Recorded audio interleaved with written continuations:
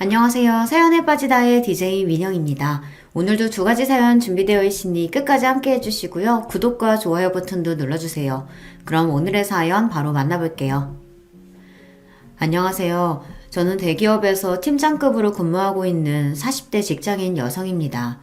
최근에 회사에서 심혈을 기울여 준비하고 있던 프로젝트를 성공적으로 마무리했어요. 그 덕에 회사 내 입지가 더욱 넓어진 탓에 요즘 어깨가 제법 무겁습니다. 주변에서는 입사조차 쉽지 않다는 대기업에서 끝까지 살아남아 여자로서는 드물게 승진까지 해내고 고연봉자로 사는 제 삶을 부러워하시는 분들도 많으십니다.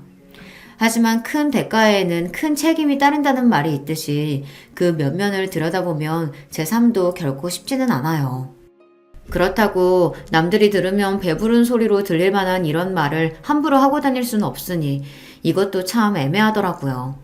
이런 제 남모를 스트레스를 해소하는 방법으로 최근에 택한 것이 바로 이 채널을 통해 다양하게 살고 계시는 여러분들 이야기를 듣는 거예요. 보내주신 귀중한 사연을 듣고 있자면 사람은 저마다 각자의 무게를 지고 사는구나. 나만 이렇게 아등바등 사는 건 아니구나 싶어 마음의 위로를 받을 때가 많습니다.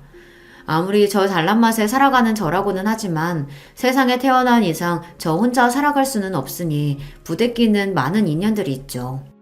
결혼생활 또한 마찬가지였습니다. 누구나 결혼할 때는 평생 신뢰할 수 있는 상대방과 안온한 집에서 함께 지낼 수 있길 기대하죠. 하지만 제 마음이 그렇다고 해서 상대방 마음도 반드시 그런 것만은 아니더군요. 이 은혜도 모르는 놈아. 네 주제에 감히 내 옆에 안 붙어있으면 이런 호사가 가능하긴 해? 제 분수에 넘치는 호강 시켜줬으면 정신 똑바로 차리고 살아도 모자랄 판에. 왜? 이렇게 사는 거 겪어보니까 이게 꼭 진짜 네 거라도 된 줄 알았어? 내가 참 기가 막혀서. 여보, 내가 정말 잘못했어. 내가 잠깐 미쳤었나봐. 당신 같은 여자를 놔두고 내가 정말 돌았었어. 제발 한 번만, 딱 한 번만 용서해줘, 어? 용서 같은 소리 하고 있네. 그래, 네가 나 같은 여자 아니면 언감생심 이 호사를 어떻게 부리고 살았겠어. 지금 너 있는 그 자리가 딱 네 수준에 어울리는 자리니까 염치 없이 욕심부리 생각하지 말고 네 분수에 맞게 살아. 저보다 가진 것은 한참 적더라도 사람만 괜찮으면 그런 것쯤은 중요하지 않다고 생각하던 때도 있었습니다. 하지만 10길 물속은 알아도 한 길 사람 속은 알 수 없다는 말을 왜 예로부터 진리로 여겼는지 저는 그걸 결혼 생활을 통해 여실히 느낄 수 있었어요. 사람 참 눈에 보이는 게 다가 아니더라고요. 여기까지만 들어도 제 결혼 생활이 얼마나 파란만장했을지 직감이 가시나요? 오늘 제가 여러분께 들려드릴 이야기는 그런 제 결혼 생활에 대한 이야기예요. 저는 무남 동녀 외동딸입니다. 흔히 외동딸이라고 생각하면 집안에서 하나 있는 딸 자식 고이고이 곱게 기른 귀한 자식을 떠올리기 쉽지만 안타깝게도 제 유난 시절은 그러지 못했어요. 저의 집은 좋게 표현해도 유복하지 못했고 있는 그대로 표현하자면 콩가루 그 자체였습니다. 아비라는 인간은 철마다 바깥에서 여자를 가르치우는 인간 말종이었어요. 저희 집 자식이 저 하나뿐인 것도 하나 있는 자식 귀하게 키우자는 마음가짐과는 거리가 멀었죠. 늘 그렇듯 여자가 많았던 제 부친이란 사람이 자기 보기에 신부감으로 썩 괜찮다고 판단했던 저희 엄마를 꼬여내 속전속결로 결혼한 이후 저 하나 낳고는 내도로 바깥으로만 돌았으니까요. 그래도 여러 여자 거쳐갈 만한 반반한 상판댁이 가지고 있었던 아버지한테 홀랑 넘어간 엄마는 제대로 된 남자라고는 만나본 적이 없었어요. 그나마 아버지와 짧게 연애한 후로 곧장 시집와 저를 낳았으니 남자라고는 아버지밖에 몰랐습니다. 그렇다고 이게 순정적인 사랑이었냐 하면 그런 순애보와는 거리가 멀었죠. 이 정신 나간 놈아, 이 발정난 놈아. 네가 네 마누라랑 네 새끼 놔두고 벌써 이게 몇 번째야. 너 진짜 나 죽는 걸 보고 싶어? 그래? 어? 이 여자가 진짜 애 다 듣는데 못하는 말이 없어. 그렇게 애 듣는 게 무서우면 네 놈이 행실을 똑바로 했어야지. 이거 놔! 아버지라는 인간은 잠잠해질라 싶으면 또다시 새 여자와 노닥거리고 그렇게 아버지의 여자가 바뀔 때마다 죽는다며 난동을 피우는 어머니였습니다. 사실 제가 생각하기에 진짜 죽을 생각은 없었을 거예요. 항상 아버지가 집에 들어올 때만 식칼을 사납게 휘두르며 자살소동을 피웠지만 슬쩍 실금 그어 피 비치는 정도 외에는 스스로 치명상을 입힌 적이 단 한 번도 없었으니까요. 그저 아버지 잡기 위한 쑤였을 겁니다. 1년에 며칠 집에 들어오지도 않는 아비라는 사람 들어오는 날만 쏙 골라서 그 난장을 피웠으니 말입니다. 어린 제 눈에 그런 부모가 얼마나 지긋지긋했을지는 설명을 하지 않아도 충분히 이해를 하시겠죠. 처자식 내팽개치고 밖에 나가 여자 노름 한다고 세월 가는 줄도 모르는 책임감이랑은 코딱지만큼도 없는 아비는 말할 것도 없었지만 어머니라고 더 나을 것도 없었습니다. 하나 있는 자식한테 관심이 없기는 어머니도 매한가지였으니까요. 그나마 저한테 관심을 줄 때는 그런 콩가루 부모 밑에서도 어떻게든 악착같이 제 몫을 해내야겠다고 전교 1등 성적표를 들고 올 때 정도였습니다. 아이고 그래. 서인이가 그래도 나 닮아 제 밥벌이는 제대로 하고 살겠구나. 내가 너 하나 보고 산다. 너 하나 보고 살아. 이렇게 말하면 참으로 돈독한 모녀지간처럼 들릴지 모르겠으나 어머니가 제게 환히 웃으며 자랑스러워할 때는 딱 그 순간뿐이었습니다. 대부분은 이런 식이었죠. 이 나쁜 년, 이 인정머리도 없는 년. 너는 네 애비랑 똑같아. 어미가 이렇게 죽을 똥 말 똥 개고생을 해줘서 키워줬으면 너는 당연히 내 편을 들어줘야지. 어미가 싫은 소리 좀 했다고 불만을 덕지덕지 붙이고 앉아있는 저 꼬라지 좀 봐. 지 애비 똑 닮아가지고. 네, 술만 들어가면 아버지를 비롯한 온 세상 전체를 저주하며 온갖 폭언을 쏟던 어머니였습니다. 그 폭언의 대상에 저라고 빠져있지 않았죠. 지금이야 다 커서 생각하니 남편이라고 결혼한 작자는 집안 살림이라고는 거들떠볼 생각도 없이 여자들이랑 놀아나느라 바쁘고 가정 건사해보겠다고 어떻게든 식당 일이며 온갖 부업의 잡일까지 몸이 부서져라 일해야 했으니 어머니 삶이 참 팍팍했을 거라는 인간적인 이해는 같습니다. 하지만 그렇다고 해서 그게 부모로서 용서받을 수 있는 행동은 결코 아니었어요. 못 살겠으면 차라리 이혼을 해, 이혼. 이놈의 기집애가 못하는 말이 없어? 내가 누구 때문에 이렇게 사는데? 내가 너 아니었으면 이렇게 참고 살지도 않았어. 그러니까 차라리 갈라서라고. 내 핑계 대지 말고. 술만 마셨다 하면 제 친부를 향한 온갖 폭언도 모자라 저한테까지 비난의 화살이 쏟아지고 어쩌다 한 번씩 아버지란 인간이 집에 기어들어올 때마다 자살 난동을 일으키는 어머니였습니다. 고등학교 졸업할 때까지 저 굶어 죽지 않게 만든 것도 어머니고 긴 시간 집안 살림을 책임져 온 것도 어머니였기 때문에 마냥 원망할 수 없다는 것도 어린 제 마음을 더욱 고통스럽게 했습니다. 차라리 이럴 것 같으면 정말이지 아버지랑 갈라서기라도 바라고 또 바랬지만 애초에 그렇게 아버지와 오만 가지 추태를 다 부리면서도 끝내 이혼할 생각은 하지 않는 어머니였어요. 저렇게 끝을 보일 줄 모르는 원망 또한 아직까지 아버지에 대한 애정을 완전히 내려놓지 못했기 때문이라는 걸 어린 마음에도 어렴풋이 알 수 있었습니다. 저런 것도 사랑이라고 생각하면 정말 끔찍했어요. 결혼에 대한 제 생각이 오래전부터 부정적일 수밖에 없었던 것은 필연이나 마찬가지였습니다. 그나마 간간히 들려오던 아버지도 저 중학교 3학년 이후로는 완전히 소식이 끊어지고 어머니도 좀 잠잠해졌습니다. 희한하게도 아버지와 그렇게 죽일 듯 싸우는 게 꼭 어머니 삶의 원동력이라도 되었던 것 같아요. 아버지가 저희 인상에서 완전히 사라지자 저는 술에 취해 제게 폭언을 퍼붓는 일도 일어나지 않았죠. 그나마 딱 고등학교 때에 맞춰서 사라져준 덕분에 대학 입시 공부나마 정신 시끄럽지 않은 상태에서 할 수 있었던 게 다행스럽게 여겨졌습니다. 하지만 그 와중에도 어머니 정신은 날이 갈수록 메말라갔어요. 너는 나같이 미련한 여자랑은 달라서 독한 구석도 있고 네 앞가림 정도야 너 알아서 할 테니 크게 걱정은 없다.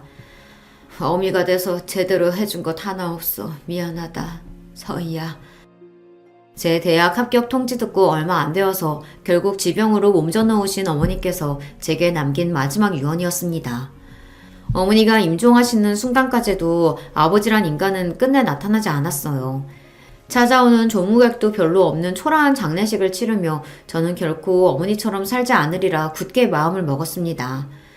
남자 하나 때문에 인생 다 걸어 자식이고 나 스스로고 갉아먹는 짓은 하지 않겠다며 눈물을 머금고 결심했죠. 인간적으로는 참으로 가여운 어머니의 일생이었으나 그런 안타까운 마음에도 불구하고 부모로서는 형편없는 어머니였으니까요. 그렇게 양친 모두 잃고 세상에 홀로 남겨져서 시작하게 된 대학생활은 의외로 괜찮았어요. 어머니와 둘이 살 때도 살림이 넉넉한 편이 아니었기 때문에 항상 집에서 눈치를 봐야 했고, 참고서 한 권 사는 것도 쉽게 입을 떼기 어려웠습니다. 비록 하나 있는 자식이라도 남겨줄 재산도 없이 떠난 어머니셨기 때문에 모든 생활을 저 스스로 건사해야 한다는 게 쉽지는 않았어요. 하지만 이제 채워야 할 입은 저 하나밖에 없었고, 그 어수선한 환경에서도 이를 악물고 공부한 탓에 들어갈 수 있었던 명문대생이라는 타이틀 덕분에 괜찮은 과외자리도 여러 소개받을 수 있었습니다. 물론 남의 돈 버는 일이 그 무엇 하나 쉬운 일이 없으니 고생스럽기는 했지만, 고액 과외 여러 개 하며 지내다 보니 오히려 엄마와 함께 살 때보다도 긍정적인 여유가 있는 편이었어요. 등록금이랑 생활비 충당하는 정도는 저 스스로도 충분히 해낼 수 있었습니다. 그러다 보니 저도 그제야 마음의 여유가 좀 생기더라고요. 저한테 누군가와 함께 사는 게 결코 좋은 기억일 순 없다 보니 갓 성인이 되자마자 시작한 자취생활이 그렇게 만족스러울 수가 없었어요.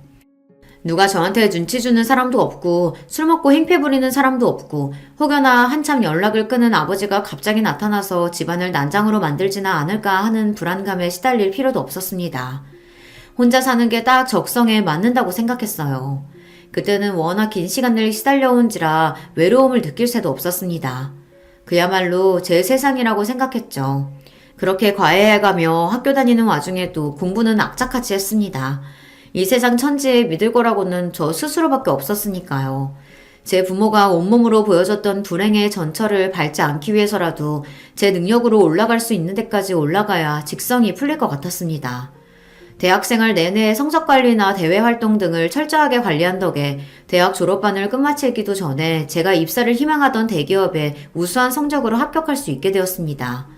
취업 준비하는 동안 의지할 만한 사람이라고는 하나도 없는 저였으니 어떻게든 졸업 전에 좋은 일자리를 잡아야 한다고 피땀 흘려가며 노력한 것이 결실을 맺게 되었다는 생각에 뿌듯했어요.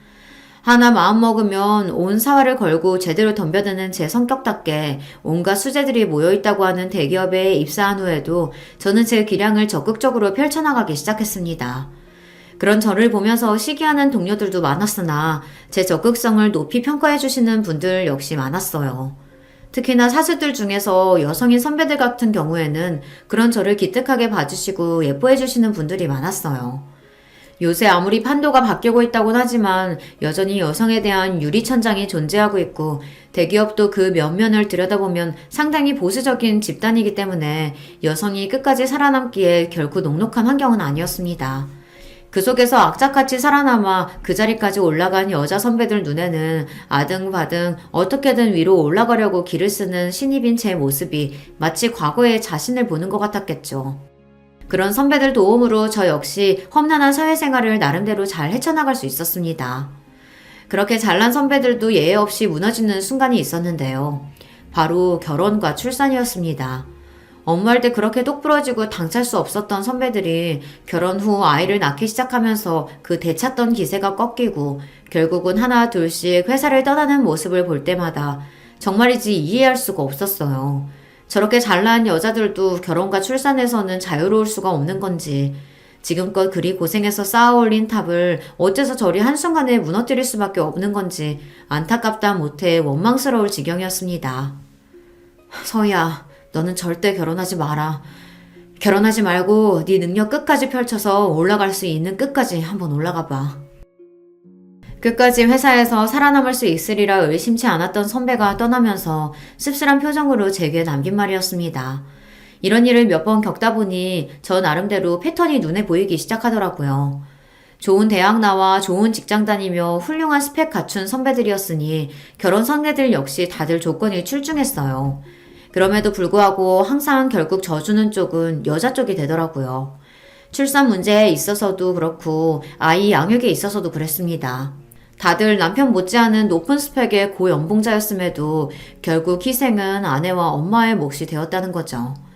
그러다 보니 그런 생각이 들더라고요. 내가 아무리 잘난 사람이라고 해도 나랑 비슷한 잘난 사람 만나면 결국 굽히는 쪽은 내 쪽이 될 수밖에 없겠구나. 선배들이라고 처음부터 결혼해서 자기 꿈 버리고 살 생각이라고는 추호도 없었을 테니 상황이 그런 식으로 몰아갔겠죠. 잘난 아들 둔 시댁에서 아들이 며느리한테 기주고 사는 꼴 보고만 있을 리도 없었을 겁니다. 결혼에 대한 제 생각이 더더욱 부정적으로 바뀔 수밖에 없었어요. 결혼이 제 커리어에 결코 득이 되지 않으리라는 생각은 물론이었습니다. 만약 결혼이라는 걸 하게 된다 할지라도 저 잘난 줄 알고 아내 이상을 당연하게 생각하는 남자보다는 차라리 저보다 조건이 좀 떨어져도 제가 계속해서 성공 가도를 달리는 게 오히려 이득이라는 걸 판단할 수 있는 최소한의 계산은 할 줄 아는 남자가 차라리 나을지도 모르겠다는 생각을 하게 된 거죠.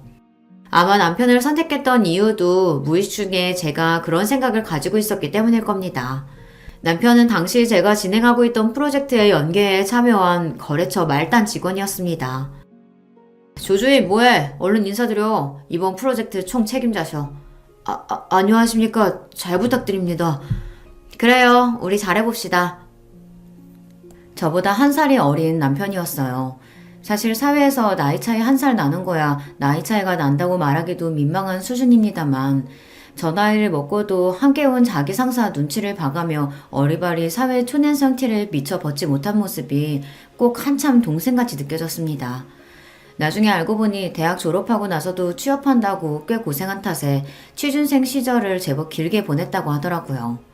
3년 넘게 취업에 매달린 끝에 간신히 들어가게 되었다는 회사가 바로 그 프로젝트에 참여했던 저희 하청업체였던 거죠. 한마디로 스펙이나 조건이나 저한테는 될 것도 아니었습니다. 그래서 처음에는 이성이고 뭐고 고려할 생각조차 해본 적이 없었습니다.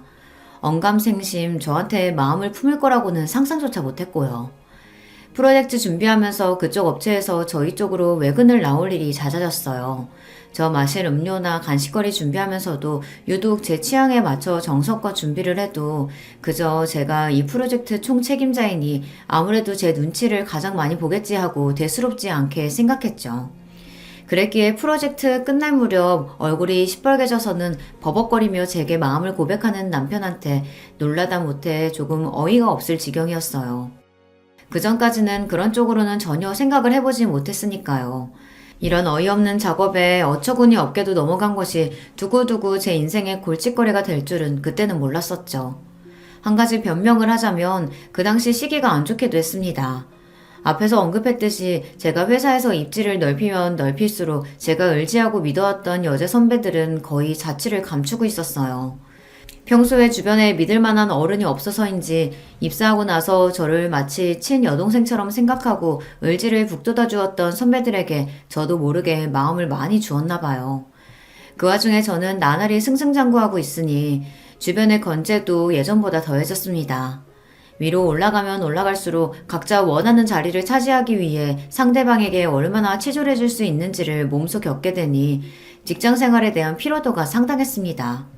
그렇다고 이걸 친구들 만나서 해소하기도 쉽지 않았어요. 저도 이제 나이가 차고 있으니 결혼을 고려하고 있던 친구들은 이미 거의 결혼해서 가정생활을 시작해 바쁘게 지내고 있었습니다. 저처럼 결혼보다는 성공에 더 큰 목표를 가지고 있던 친구들조차 상황은 저와 비슷할 테니 다들 자기 앞가림하기도 바빴겠죠. 평소에 외로움을 잘 타지 않는 성격이라고 생각했는데 상황이 이렇게 되다 보니 저 역시 힘에 부치더라고요. 그러니 남편은 운이 좋았던 겁니다. 하필이면 제가 살면서 가장 마음이 약해져 있고 외로움을 타던 시기를 본의 아니게 공략하게 된 셈이니까요. 그래도 연애할 때는 꽤 좋았어요. 처음부터 서로의 조건이나 스펙이 차이가 많이 난다는 걸 알고 시작했기 때문에 이런 부분은 서로 조심을 하기도 했습니다. 제 입장에서는 불어 상대방 자존심 상할 일 없게 한다고 예의를 잘 지키고 있었고 남편 입장에서는 자기 조건 생각하면 언감생심 꿈도 못 꿀 여자를 만나게 되었으니 그만큼 제게 더 지극정성으로 대했죠. 그때는 그것조차 흡족하게 느껴졌습니다. 잘난 남자들은 온 세상에서 자기 잘난 걸 모를 수 없도록 추켜 세워주며 사회적으로 대접을 받으니 그만큼 콧대도 높았으니까요. 그럼 남자 비위 맞춰주며 속 끓이고 저 자세로 나가느니 이렇게 자기 처지를 잘 알고 저 귀한 줄 알고 정성을 쏟아주는 남자 만나는 게 나쁘지 않게 느껴졌어요. 한편으로는 아직 어수룩한 남편의 모습이 순수하고 사회의 때가 타지 않은 것처럼 느껴졌습니다. 정작 그런 외적인 부분만 생각하고 거기에 맞춰 상대방 생각을 끼워 맞췄으니 돌이켜 생각하면 순진한 건 제 쪽이었는데 말입니다. 그동안의 제 성정을 생각해보면 어림도 없는 일이었음에도 이렇게 사람을 편안하게 해주는 상대방을 만나다 보니 물 흐르듯 자연스럽게 결혼 이야기도 나오기 시작했습니다. 하지만 그렇다고 제가 완전히 정신을 놓고 있는 건 아니었으니 호락호락 넘어갈 저는 아니었어요. 은근슬쩍 결혼에 대해 운을 띄우는 남편 말에도 제 입장은 단호했습니다. 강우 씨도 나 일하는 거 봐서 알겠지만 여자가 대기업에서 이만큼 살아남는 거 결코 쉬운 일 아니야. 나도 정말 죽을 각오로 노력해서 여기까지 왔고 난 이런 거 쉽게 포기할 생각 절대로 없어. 그럼요. 저도 서희 씨 그런 모습이 너무 멋있어서 거기에 반했는데요. 저 결혼했다고 아내 집안에 들어앉히고 희생 강요할 생각 절대로 없어요. 남편이 그렇게 말해줄 거라고 예상을 하기는 했지만 그럼에도 결혼은 쉽게 생각할 문제는 아니었습니다. 하지만 남편 역시 집요했어요. 서희 씨, 그런 걱정은 정말 안 해도 돼요.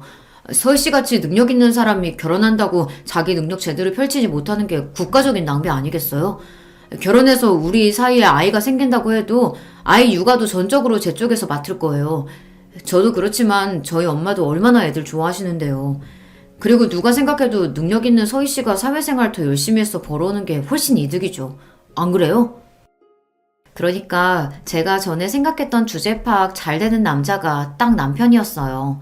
제가 결혼만 해주면 뭐든 다 해줄 것처럼 구는 남편에게 여자로서 으쓱한 마음도 들었어요. 저런 사람이라면 결혼해서 같이 사는 것도 나쁘지 않을 것 같았습니다. 제가 결혼해서 소대를 볼까봐 결혼에 소극적이었던 거지, 결혼해서 잘만 살 수 있다면 그게 보장만 되어 있다면야 그리 못할 짓도 아니라는 생각이 들었습니다. 그렇기에 가랑비에 옷 젖듯 남편 말에 조금씩 귀가 팔랑대던 저는 결국 남편의 청혼을 수락하게 되고 만 거죠. 우리 강우가 애가 너무 순해서 결혼해서 자기 부인한테 꽉 잡혀 사는 건 아닐지 몰라. 내 생각은 좀 그렇네. 그런 아들도 아들이라고 아들 가진 유세를 며느리감 처음 보는 자리에서부터 부리려드는 시어머니였습니다. 하지만 저도 이 정도 상황을 예상하지 못했던 건 아닙니다. 제 나름대로는 사전에 준비를 단단히 했어요. 강우 씨가 좋은 사람이고 결혼해서도 변함없을 사람이라고 생각했기 때문에 승낙하긴 했지만 그렇다고 내가 결혼했다는 이유만으로 얌전히 참고 살지만은 않을 거야.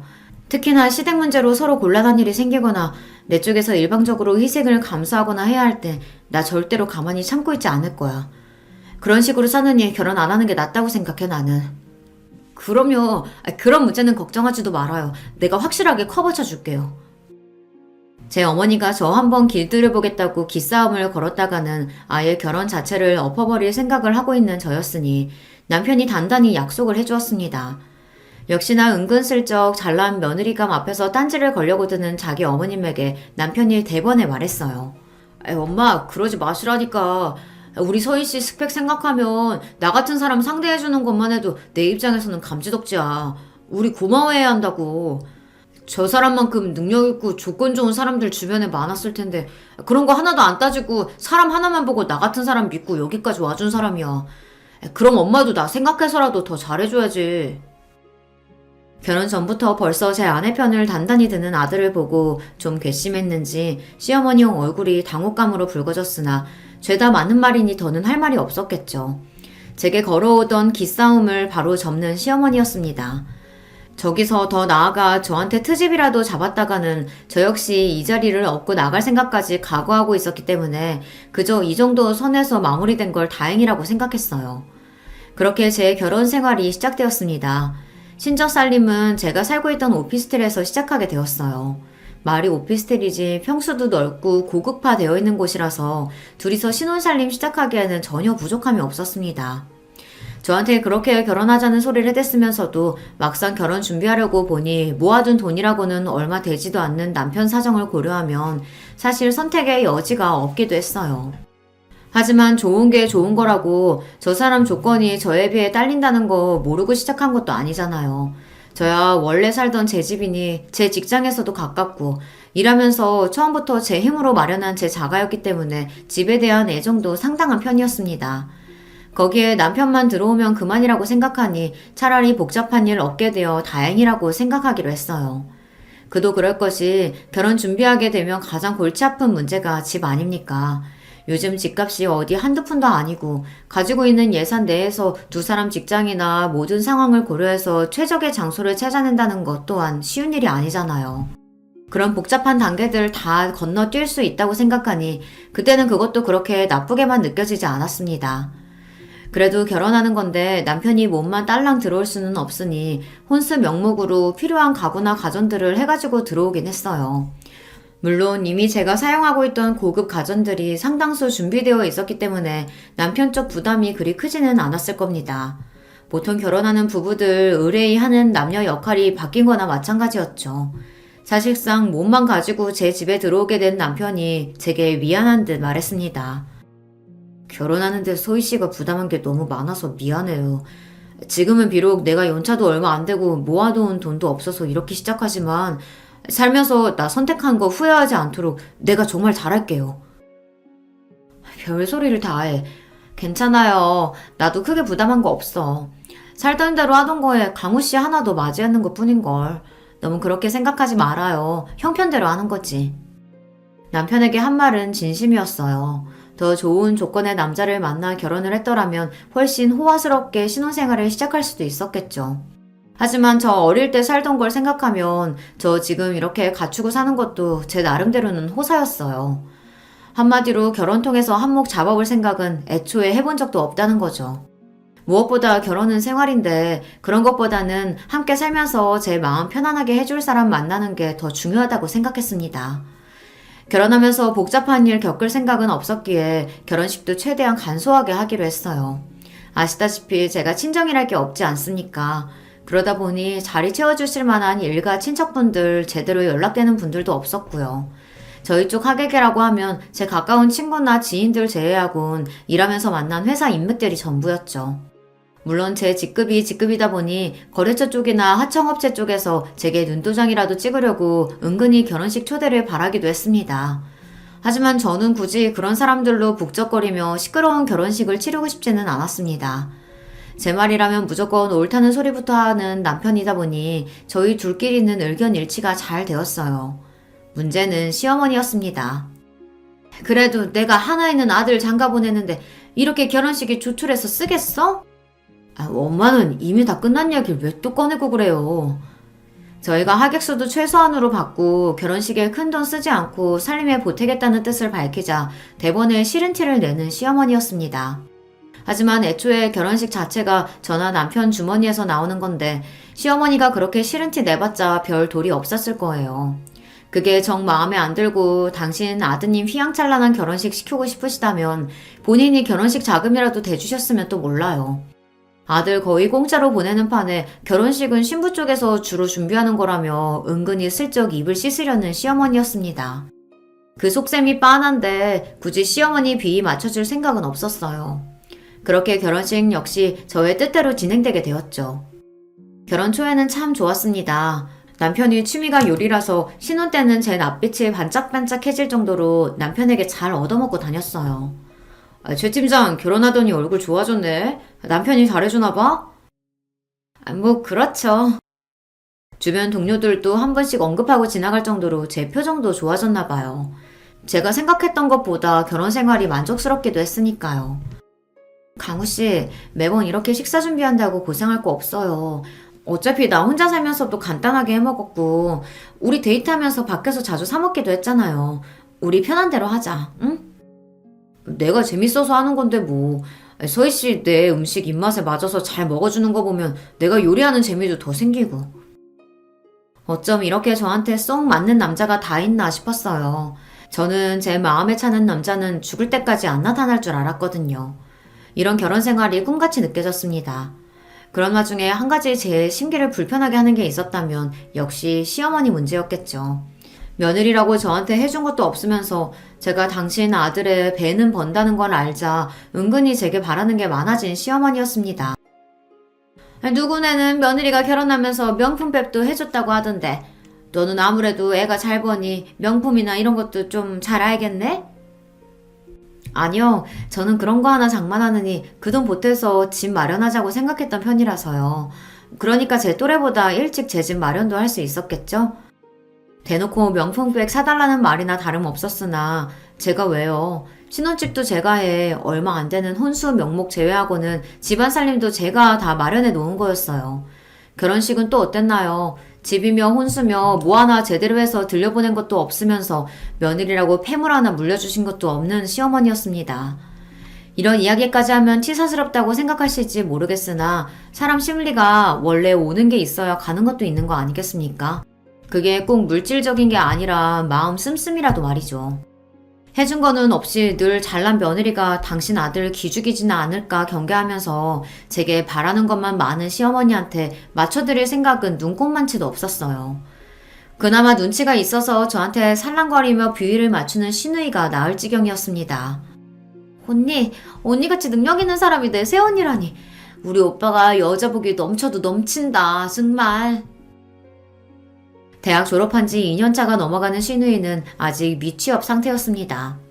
시누이 입장에서도 저랑 안 좋게 지내봤자 좋을 게 하나도 없었죠. 대기업 팀장급인 높은 직급에 넉넉한 형편까지 변변한 직장 하나 구하지 못한 취준생의 인맥치고는 호화스러웠으니까요. 제가 자기한테 득이 되면 득이 됐지 실이 될 일은 없었겠죠. 저한테 밉보여서 좋을 게 없었으니 더 제 기분을 맞추려고 노력하는 게 눈에 보였어요. 아직 나이가 얼마 되지 않으니 그런 속이 빤히 보였지만 제게 바라는 거 많으면서도 자격지심에 삐뚤게 대하는 시어머니보다는 차라리 속 빤히 보이는 시누이가 낫다고 생각했습니다. 자, 이거 아가씨한테 어울릴 것 같아서 내 거 사면서 하나 샀어요. 어머, 세상에, 너무 예쁘다. 나 이런 선물 처음 받아봐요. 언니 진짜 고마워요. 제가 선물한 명품 실반지를 끼며 좋아서 입이 귀에 걸리는 시누이였습니다. 이런 식으로 시누이에게 한 번씩 선물을 하고는 했어요. 제가 저한테 잘하는 사람한테는 아끼는 성미가 아니거든요. 또 베푼 만큼 돌아온다고 생각하기도 했고요. 물질적으로 갚지 못하면 마음이나마 쓴다고 생각했어요. 아무래도 제가 어릴 적부터 가정 형편이 이렇다 보니 아무 의도 없이 순수한 호의를 베푸는 게 오히려 불편한 부분이 있었습니다. 이렇게 줄 거 확실히 주고 받을 거 확실히 받는 편이 더 편했어요. 반면 제 심기를 거스르는 사람한테는 돈 한 푼도 쓰지 않았습니다. 저도 여기까지 올라와서 이만한 돈 벌 수 있기까지 여간 고생을 한 게 아닌데 뭐 한다고 저한테 잘하지도 않는 사람한테 귀하게 번 돈 함부로 쓰겠어요. 그러니 시어머니는 처음부터 작전을 잘못 세워도 아주 잘못 세운 거였죠. 저한테 잘 보인 시누이가 하나 둘씩 떡고물을 받아 챙기는 걸 뻔히 보는데 시어머니의 배알이 꼴리지 않을 수 없었겠죠. 이전에도 시어머니가 저한테 여러 번 돈 해달라는 부탁을 한 적이 있었습니다. 하지만 제 반응은 단호했어요. 정 돈이 급하신 거면 돈을 해드릴 수는 있어요. 하지만 어머니, 가까운 사이일수록 돈 문제 같은 예민한 건 확실하게 처리해야 돼요. 정말로 저한테 돈 빌려가실 거면 차용증도 쓰셔야 하고 기간 지키셔서 빌리신 돈도 돌려주셔야 되고요. 아니 무슨 식구끼리 그렇게까지 해? 사람 정없게. 지금이야 그게 정없게 들리실지 모르시더라도 그 편이 나아요. 어머님 말씀대로 몇 푼 되지도 않는 돈 때문에 가족관계 어그러지면 그것만큼 어리석은 게 또 있나요? 단호한 제 말에 말문이 막혀버린 시어머니였습니다. 사실 제 말이 맞잖아요. 돈독하게 잘 지내고 있는 고부지간이라고 해도 돈거래 같은 건 철저하게 하는 게 맞죠. 하물며 제 입장에서는 그리 좋은 감정을 가지고 있는 시어머니도 아니었습니다. 게다가 본인이 아쉬워서 부탁하는 처지면서 저 태도는 또 뭡니까? 제가 돈을 안 빌려준다고 한 것도 아닌데 빌려준다고 한 것만으로도 고마워해야 할 판 아닌가요? 마치 며느리한테 돈 맡겨둔 것처럼 구는데 진짜로 차용증도 없이 돈 빌려줬다가는 은근슬쩍 입 싹 씻고도 남을 시어머니였으니까요. 저는 시댁 쪽에 언제 한번 손 벌린 적이 없는데 하는 짓은 다르지만 결국 저한테 바라는 게 많다는 점만은 똑 닮은 시어머니와 시누이였습니다. 그런 자기 본가 식구들 때문에 남편 역시 살살 제 눈치를 볼 때가 많았죠. 여보, 우리 엄마랑 강미 때문에 골치 아프죠? 내가 그러지 말라고 그렇게 얘기하는데 말을 잘 안 듣네. 아니야. 나도 내 수준에서 감당되는 것만 받아주지 그러지 못할 것 같으면 애초에 받아주지도 않으니까 그걸로 별로 미안해하지 않아도 돼요. 피로를 풀어주겠다며 제 어깨를 마사지하는 남편에게 달스럽지 않게 말했습니다. 스트레스가 아예 없다고 하면 거짓말이겠지만 그래도 사람과 사람이 엮인 일인데 그렇게 물 흐르듯 편하게만 흘러갈 수 없다는 것 정도는 저도 알고도 남을 나이였으니까요. 그리고 그 정도는 충분히 감당이 가능하다고 생각하기도 했습니다. 얼마 안 지나서 시누이가 제 앞에서 쭈뼛거리더니 또 부탁을 하더라고요. 이것저것 자잘하게 부탁하던 게 잦은 시누이였기 때문에 이번에도 또 뭔가 예산일처럼 생각했습니다. 저 언니, 저 이번 시즌은 진짜로 취업해야 하거든요. 그런데 알다시피 지금 우리 집 꼴이 집중해서 공부할 만한 환경은 아니잖아요. 그래서 그런데 나 이번 취업 시즌 동안에만 잠깐 언니네 집에서 신세 좀 지면 안 될까요? 내가 취업만 하면 정말 언니한테 신세 진 거 배로 갚을게요. 네? 언니. 저도 이건 좀 부담스럽더라고요. 아무리 살랑살랑 제 비위를 맞추며 저한테 잘 보이려고 드는 신우이였지만 그래도 같이 사는 건 다른 문제 아닙니까? 저로서도 제 집에 시댁 식구가 같이 사는 게 부담이 되지 않을 수가 없었어요. 하지만 시댁 형편 생각하면 신우이의 말도 아주 일리가 없는 건 아니었습니다. 시댁 집 규모가 작은 건 둘째치더라도 시어머니가 부업하느라 하루 종일 거실에서 뚱땅대고 있는데 원래부터 진득하게 공부하는 성품이 아닌 시누이 입장에서는 집중력이 흐트러질 만도 했겠죠. 남편 역시 은근히 제 동생 지원 사격을 했습니다. 서희 씨 입장에서 많이 불편한 거라는 건 알지만 정말 제 쥐 죽은 듯이 있게 할게요. 어차피 제 학원도 다녀야 하고 우리 집에 있을 밤늦은 시간에는 공부만 보내면 되니까. 우리 다 직장에 일하러 나갔을 때만 잠깐 집에서 공부하고 우리 집에 들어왔을 때는 잠만 재운다고 생각하면 돼요. 제 소란 피우면 내가 먼저 내쫓을 테니까 딱 몇 달만 도와줄 수 없을까요? 마치 저 말고는 다른 대안은 없다는 듯이 절박하게 제게 매달리는 두 사람을 보고 마냥 안 된다고 거절하기도 쉽지 않더라고요. 결국 신우의 부탁을 들어줄 수밖에 없었습니다. 한동안 약속한 대로 정말 쥐죽은 듯 지내던 신우이였기에 생각보다 지낼만 하다고 생각했어요. 하지만 머지않아 문제가 하나 생겼습니다. 당신 혹시 내 액세서리에 한 만졌어? 왜? 뭐가 없어? 아니, 내가 분명히 여기 뒀던 것 같은데 어디 잘못 빼놨나? 제 물건이 하나씩 없어지거나 아니면 제가 평소에 절대 두지 않을 만한 자리에 놓여 있는 겁니다. 그동안의 변화라고는 시누이가 집에 들어온 것밖에 없으니 자연스레 시누이가 제 물건을 만지는 거 아닌가 하고 의심이 들었어요. 하지만 이게 참 말 꺼내기도 애매한 문제잖아요. 증거도 없는데 괜히 죄 없는 사람 잡는 걸 수도 있고. 그러다 문득 생각이 났습니다. 지금은 고양이 별을 건너고 난 이후지만 결혼 전에 혼자 살면서 키우던 고양이 때문에 반려동물 캠을 설치해뒀던 기억이 났어요. 그것까지 치우면 정말 소중히 키우던 고양이의 흔적이 다 사라지는 것 같아서 설치한 걸 떼어내지는 않았으나 당연히 가동은 멈춰두었죠. 그래서 혹시나 하는 마음에 몰래 캠 기능을 다시 켜두었어요. 그러고는 갑작스레 회사에서 이슈가 터지는 바람에 제가 며칠 집에도 제대로 들어가지 못했습니다. 하도 정신이 없고 거의 잠도 자지 못했다 보니 캠 켜놓은 것도 자연스레 잊게 되었죠. 터진 일 해결한다고 피가 마르는 며칠간의 시간을 보낸 후 간신히 사건을 수습할 수 있었습니다. 제가 그래도 건강은 항상 자신을 하던 사람이었는데 며칠이나 밤을 새고도 멀쩡할 수는 없었나 봐요. 으슬으슬 몸살 기운이 올라오기 시작했습니다. 팀장님, 이제 급한 불도 어지간히 껐는데 들어가서 집에서 눈 좀 붙이세요. 지금 팀장님 안색이 너무 안 좋아요. 그래, 그럴까? 자기들도 오늘 일찍 퇴근해, 그럼. 회사 입사하고 나서 제가 근무 시간도 채 마치지 못하고 조퇴하는 건 처음이었습니다. 그 정도로 잠이 쏟아지더라고요. 얼른 집에 가서 뜨끈한 물로 샤워하고 제 포근한 침대에 몸을 묻고 싶다는 생각밖에 없었어요. 평소에 퇴근하는 시간이 아니다 보니 집에 시누이가 있을지도 모른다는 생각은 했지만 어차피 잠만 잘 건데 그냥 조용히 내 방으로 들어가야지 싶었습니다. 남편이야 아직 퇴근하려면 한참 남아 있었고요. 그렇게 조용히 현관문을 따고 들어가서 제 방문을 열려고 하는데 순간 이상한 기척이 느껴졌습니다. 쑥닥거리는 말소리 같은 게 들리는데 여자 목소리였어요. 대번에 피로가 확 가실 만큼 기분이 확 나빠졌습니다. 이 시간에 지금 집에 있을 사람이 시누이밖에 더 있나요? 아니, 공부하라고 큰맘 먹고 집에 들여놨더니 자기한테 내어준 방도 아니고 왜 제 방인 안방에서 그 시각에 여자 소리가 들린단 말입니까? 순간 며칠 전부터 안방에 넣어둔 제 물건들 때문에 신경 썼던 일이 퍼뜩 떠올랐어요. 내가 현장을 잡았구나 싶었죠. 네, 이걸 진짜 가만히 안 둘 거다라고 생각하며 방문을 확 열어젖혔습니다. 뭐야! 제 안방에 있던 사람이 갑작스레 문 열리는 소리에 경악해서 소리를 질렀습니다. 하지만 목소리의 주인공은 제가 예상하던 사람이 아니었어요. 바로 제 남편이었죠. 한창 회사에 있어야 할 사람이 눈앞에 있는 게 믿기지 않을 지경이었습니다. 하지만 그건 놀란 축에도 속하지 않았어요. 저를 정말 놀라게 했던 건 반쯤 벗은 내 남편 옆에서 역시 옷을 입은 둥 마는 둥한 차림으로 내 안방 침대에 떡 버티고 누워있는 웬 여자 때문이었습니다. 네, 그 여자는 바로 남편의 상간녀였습니다.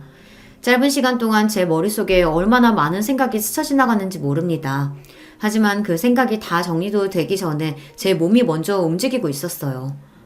여보, 그러니까 이게 무슨 일이냐면 감히 변명을 시도하는 남편 면상에 그대로 주먹을 꽂았습니다. 희한한 소리를 내며 제 면상을 감싸쥐는 남편을 뒤로하고 옆에 있던 여자 머리채를 휘어잡았어요. 이것 봐! 머리채를 붙들린 여자가 소리를 지르든 말든 무서운 기세로 그 여자를 질질 끌고 현관문 밖으로 나갔습니다. 제 몸에서 어떻게 그런 힘이 솟아났는지 모르겠어요. 며칠 밤을 새고 다 죽어가는 저조차도 극도의 흥분 상태로 만든 충격적인 광경 때문이었겠죠. 감히 내 안방을 차지하고 있던 그 더러운 여자를 문 밖으로 패대기 친 후 저는 고래고래 소리를 질렀습니다. 도둑이야! 도둑이야! 그 소란에 이웃 주민들이 하나둘 문을 열고 빼꼼 내다보기 시작했어요. 거의 벗은 거나 다름없는 여자는 그런 민망한 제 꼴을 남들에게 들키자 얼굴이 붉어지다 못해 거의 터질 지경이 되었습니다. 그 난리를 치는 동안에도 남편 놈은 나타나지 않더라고요. 거기 경찰에 신고 좀 해주세요. 제 집에 모르는 여자가 들어와 있어요. 어머 세상에 웬일이야.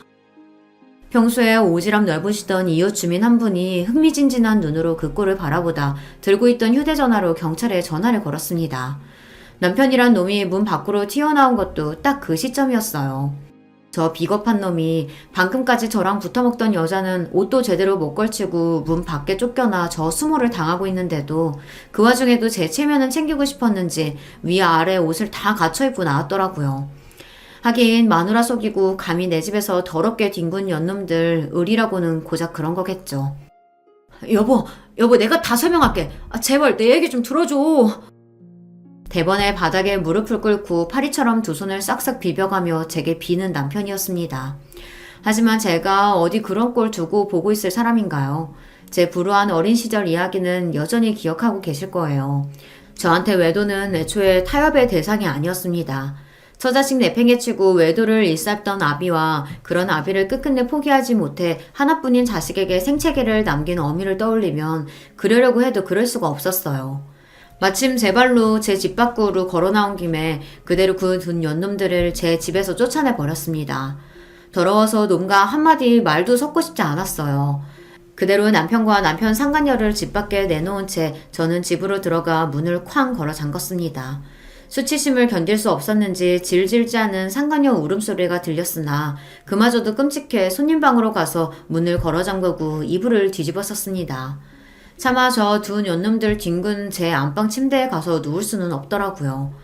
그러다 퍼뜩 며칠 전 반려동물용 캠을 작동시켰던 것이 기억났습니다.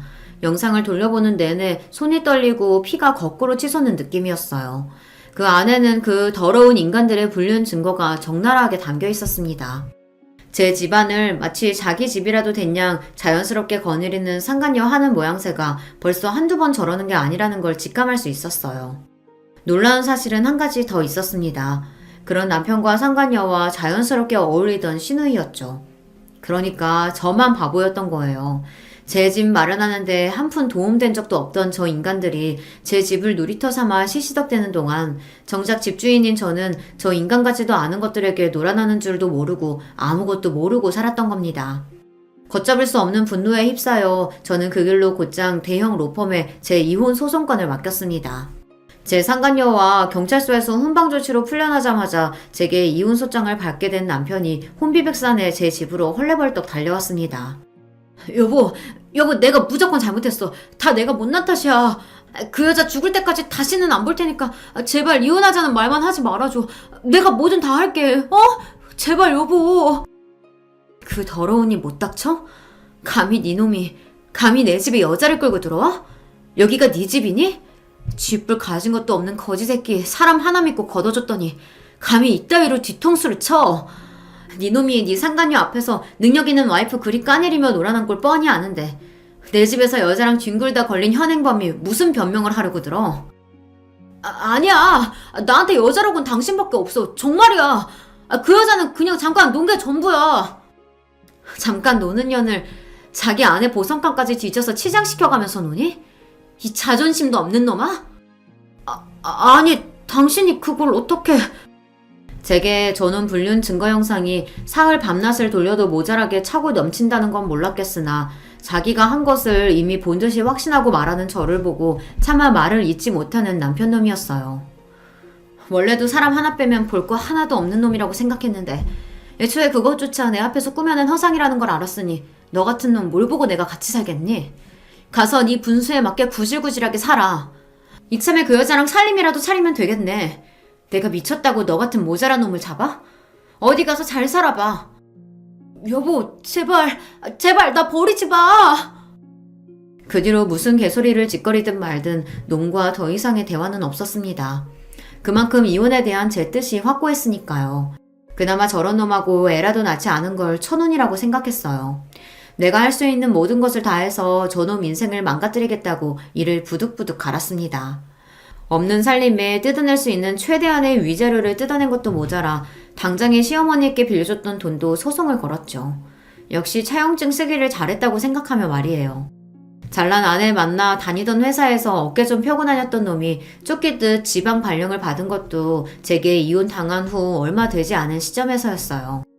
제가 특별히 편의를 봐준 적은 없으나 그래도 비슷한 조건이면 남편 회사를 선택했던 것이 모조리 철회되었으니까요. 같은 회사 말단 사원이었던 상간녀 역시 일자리를 잃었습니다. 잘난 마누라 덕 보며 주제에 넘치던 호사를 부리던 놈이 제 알량한 남자로서의 자존심은 조건이라고는 볼 거 하나도 없는 여자에게서 채우고 있었던 겁니다.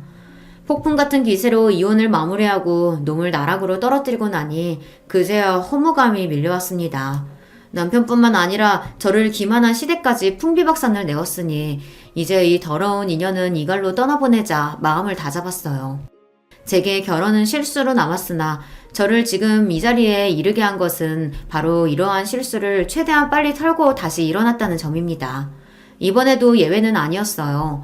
사실 일하느라 바빠서 생각보다 이혼의 아픔이 길게 가지도 않았습니다. 제 파란만장한 결혼 이야기는 여기까지입니다. 제 이야기 들어주신 여러분 모두 감사드려요. 안녕하세요. 저는 경기도에 살고 있는 30대 후반 여성입니다. 원래는 비혼주의자였어요. 그래서 결혼할 생각이 전혀 없었는데 남편을 만나고 생각이 바뀌어 5년 전에 결혼을 했어요. 남편이 저를 너무 좋아했고 그때 저도 심적으로 힘든 일이 많았어서 남편에게 의지를 많이 했거든요. 사실 그때 저희 부모님이 돌아가셨었거든요. 사고로 돌아가시고 외동딸이었던 저는 정말 힘든 시기를 보내고 있었어요. 그때 남편이 옆에서 많이 위로해줬습니다. 이 사람이 정말 좋은 사람인지, 이 사람을 내가 정말 많이 사랑하는지 그런 걸 고민하고 깊게 생각해볼 사이도 없이 그냥 이 남자와 결혼을 해야겠다 생각했어요. 그렇게 하지 않으면 제 스스로가 잘못된 선택을 할 것 같았거든요. 그만큼 힘들었어요. 하루아침에 가족을 잃은 거니까 당연한 거였겠죠. 처음 인사관 자리에서 시어머니는 노골적으로 저를 마음에 들어하지 않는 티를 많이 내셨어요. 남편의 집안이 대단한 집안은 아니었지만 나름 중산층의 아들 둘이 둘 다 전문직에 종사하고 있는 데다가 큰 며느리가 강남 출신 부자였거든요. 그래서 둘째 며느리 자리에 대한 기대도 아주 크셨나 보더라고요. 자식이기는 부모 없다고 애가 하도 좋다고 하니 허락은 해준다만 넌 언제나 우리 집에 시집 온 걸 복으로 여기렴. 그 전에 저 같았으면 그런 이야기를 듣고 이런 결혼을 절대 하지 않았겠지만 그때 저는 그런 걸 생각할 마음의 여유가 없었어요. 살기 위해서 옆에 누군가가 있어야 했습니다. 그게 그 순간에는 저희 남편이었고 말이죠. 그렇게 부모님이 없는 결혼식을 했어요. 식을 마치고 얼마나 울었는지 모릅니다. 비어있는 혼주석을 보고 말이죠.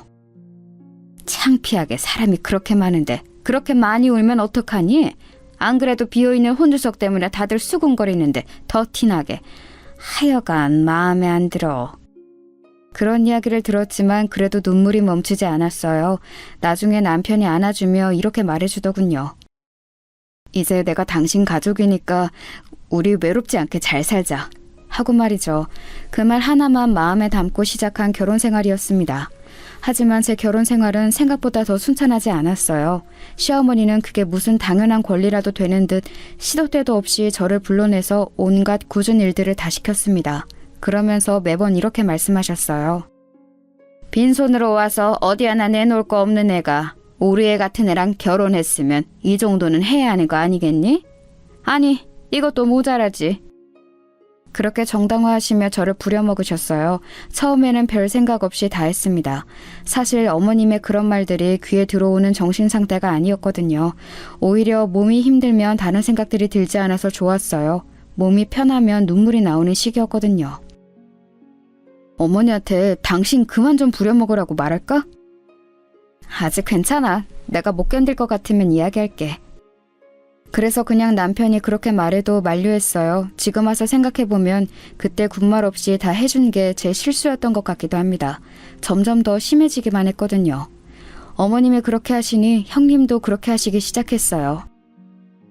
동서, 다음 주에 우리 집에 와서 음식 좀 해줄 수 있어? 네, 그럴게요. 무슨 일인지 묻지도 않고 그러겠다 했었으니까요. 그때는 말이죠. 초반에는 손님을 초대하거나 대접할 일이 있을 때만 저를 부르더니 나중에는 자기가 뭐가 먹고 싶다고 와서 해주고 가라고 하더군요. 내일 우리 집에 와서 김치찌개 좀 해주고 가. 전에 해줬던 거 그거 맛있더라. 아, 내일은 좀 힘들 것 같아요. 처음으로 한 거절이었어요. 형님과 시어머니 눈이 동그래지더군요. 너 지금 싫다고 한 거니? 아, 싫다고 한 건 아니고요. 힘들 것 같아요. 제가 내일 일정이 좀 있어서. 그게 그 말 아니니? 어디서 어른 말에 말대답이야? 너같이 집에서 놀고 먹는 애가 일정이 있을 게 뭐가 있어? 나가서 남편이 벌어다 준 돈이나 쓰면서 돌아다니려고? 어? 나는 그 꼴 못 본다. 일정이 있다는 말 하나를 저렇게까지 해석하시는 분이셨어요. 대단하시죠? 어디 놀러 가는 거 아니고 내일이 저희 엄마 생신이시라 계신곳 가보려고요. 덤덤한 얼굴로 그렇게 말했습니다. 그랬더니 시어머니 얼굴이 붉어지더군요. 본인도 부끄러웠겠죠. 아, 그런 거면 진작 말을 하지. 당연히 가봐야지. 형님의 그 말에 시어머니의 얼굴이 더 새빨갛게 달아올랐습니다. 그리고는 입을 앙 다물고는 저를 바라보더니 애써 입을 열더군요. 그 이야기를 먼저 하지 그랬니? 그런 일이 있으면 어련히 가보라고 할 거 아니냐. 사람 무안하게. 끝까지 미안하다는 말 한마디를 안 하시는 분이셨어요. 저한테 미안하다는 말을 하면 마치 엄청나게 자존심이 상하는 사람처럼 굴었습니다. 그런 생활을 5년 정도 했어요. 지금 이 사연을 듣고 계시는 분들은 정말 뭐 저런 답답한 애가 있나 싶으시죠? 하지만 저는 정말 다른 생각을 할 겨를이 없는 이 생활이 오히려 편했어요. 시어머니나 형님에게 듣는 말들이 크게 상처가 되지도 않았고 말이죠. 가끔 부모님이 안 계신 이야기가 나오면 슬펐지만 말입니다. 제가 그런 것들에 기분이 나빠하지 않을 수 있었던 이유는 확실히 있긴 했어요. 사실 저에겐 남편도 모르는 비밀이 하나 있거든요. 바로 저희 집이 엄청나게 부자였다는 사실이었습니다. 저희 아버지는 부동산을 크게 하셨어요. 가지고 계신 땅이나 건물도 많았습니다. 아버지가 살아계실 때는 제 인생을 마음대로 하시려는 것 때문에 독립을 해 나와 살고 있었어요. 부모님의 도움은 하나도 받지 않겠다고 선언하고 말이죠. 그리고 독립해서 그림을 그렸어요. 제가 원래 그림 그리는 일을 하는 게 꿈이었거든요. 아버지는 늘 공부해서 좋은 대학을 나와 판검사가 되는 딸을 가지는 게 꿈이셨고 말이죠. 그 문제로 많이 싸워서 아버지와는 사이가 좋지 않았어요. 가끔 엄마가 용돈을 주러 아버지 몰래 오신 날이면 아빠 돈은 한 푼도 안 쓸 거야 하고 화를 내며 엄마를 돌려보내곤 했어요. 지금 생각하니 모든 게 다 후회가 되네요. 좋은 방법으로 부모님을 설득할 수도 있었고 그리고 찾아온 엄마에게 그렇게 화를 내지 않아도 됐었는데 말이죠. 다시 생각하니 또 눈물이 납니다. 그때 만난 게 남편이었습니다. 그래서 남편은 제가 평범한 집안에서 자란 그냥 프리랜서 그림 작가인 줄만 알아요. 한 번도 이야기하지 않았으니까 말입니다. 일부러 이야기를 하지 않았다기보다는 그렇게 싫어라 했던 부모님의 재산을 자랑하듯 여기저기 떠벌리고 다니는 걸 할 수 없었어요. 그 재산이 마치 제 것이 아닌 것 같기도 했고 말입니다. 아주버님의 의사시거든요. 개인 병원을 차릴 때 형님 집안에서 많이 보태줬다고 들었습니다. 그 덕에 강남 한복판에서 피부과를 하고 계시고요. 근데 그 건물이 저희 아버지 건물이었거든요. 지금은 제 앞으로 상속이 되었고 말이죠. 사실 저는 몰랐어요. 제 이름으로 되어 있는 건물에 아주버님 병원이 있다는 사실은 말입니다. 건물을 관리해 주시는 분들이 따로 계시고 제 통장으로 임대료만 들어오니까 전혀 신경 쓰고 있지 않는 부분이었거든요. 그런데 주기적으로 제 재산을 관리해 주시는 분이 보고를 해 주시는 과정에서 알게 되었습니다. 어차피 제게는 별로 큰일이라고 생각하지 않았기도 했고 딱히 이제 와서 제가 거기 건물주네 어쩌네 하는 말을 하는 것도 좀 그래서 말을 하지 않았어요. 어쩌다 보니 그렇게 숨긴 채 5년 동안 결혼 생활을 했네요. 제가 딱히 돈을 쓰는 타입도 아니었고 그동안은 제 감정을 추스르는 것도 벅찼기 때문에 부모님의 재산에 대해 깊게 생각할 겨를이 없었습니다. 강남이 피부과들이 많아지면서 경쟁이 엄청난가 보더군요. 물론 잘 되는 병원들은 너무 잘 되지만 그렇지 않은 병원들은 월세 내기도 벅찰 만큼 간극이 심하다 그러더라고요. 강남이 월세가 좀 비싼 게 아니잖아요. 불행하게도 아주버님의 피부과는 잘 되는 병원은 아니었습니다. 월세와 직원들 월급을 다 주고 나면 크게 남는 게 없다고 들었어요. 겉만 번지르르한 피부과 의사라는 타이틀을 빼면 사실 속빈 강정이나 다름없었죠. 아이고, 큰아가 네가 왜 이러서니? 쟤 시키면 되는 걸. 그래서 그런가 시어머니는 형님의 눈치를 점점 더 많이 보기 시작하셨어요. 그 병원의 권리금은 형님의 집안에서 나온 돈이고 지금도 남편이 크게 벌어다 주는 돈 없이 형님은 형님의 집안에서 받는 돈으로 생활을 하고 계셨거든요. 물론 형님뿐 아니라 아주버님하고 형님의 눈치를 많이 보셨습니다. 형님은 이 집안에서 거의 군림하는 사람이었어요. 대충 저희 집안 분위기 어떤지 아시겠죠? 그런 집에서 5년 동안 식모살이에 가까운 생활을 했습니다. 남들이라면 1년도 못하고 나가 떨어졌을 거예요. 저는 그 편이 현실을 잊고 살기에 편했으니까 버틴 거지만 말입니다. 하지만 저도 사람이고 점점 상처를 극복해 나가기 시작했어요. 물론 여전히 부모님을 생각하면 너무 슬프지만 그 전만큼은 아니었고 저도 슬슬 제 일을 다시 시작해야겠다는 생각을 하고 있던 차였습니다. 그런데 5년간 다들 저의 이 일방적인 희생에 너무 익숙해져 있는 것 같더라고요. 저는 당연히 이제 그래야 하는 사람이 되어 있었습니다. 그걸 가장 직접적으로 느낀 건 제가 이제 어머님이 시키는 일 안 할 거라고 했더니 돌아온 남편의 반응이었어요. 나 이제 어머님이 부르셔도 다 안 갈 거야. 그럼? 그럼이라니? 그건 내가 당연히 해야 하는 일들은 아니잖아. 그냥 그동안 내가 해왔던 거긴 하지만 나도 이제 내일 할 거야. 물론 그렇긴 하지만 그럼 앞으로는 누가 해? 다들 알아서 해야지. 자기 일은 스스로. 그걸 왜 나한테 물어? 남편의 그런 반응에 저도 모르게 말이 쌀쌀맞게 나갔어요. 기분이 확 상하더군요. 제가 하는 모든 일이 당연한 것들이 아닌데 당연한 것들처럼 받아들이고 있다는 게 말입니다.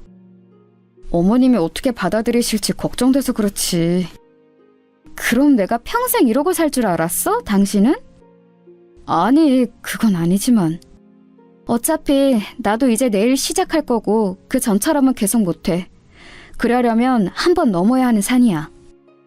남편은 이야기하기 곤란해하는 것 같길래 그냥 제가 이야기하겠다고 했어요. 그리고 그날 밤 누워서 생각하는데 좀 서글프더라고요. 이 사람은 분명 저에게 가족이 되어준다 했었는데 저는 그 사람의 진정한 가족이 아직 아닌 것 같은 기분이 들었거든요. 하지만 힘들 때 힘이 되어준 사람이었기 때문에 그런 생각은 하지 않으려 노력했습니다. 그리고 며칠 뒤 어머님이 다시 부르셔서 집으로 갔어요. 나 오늘 약속 있어서 나갔다 올 동안 대청소 좀 싹 해라.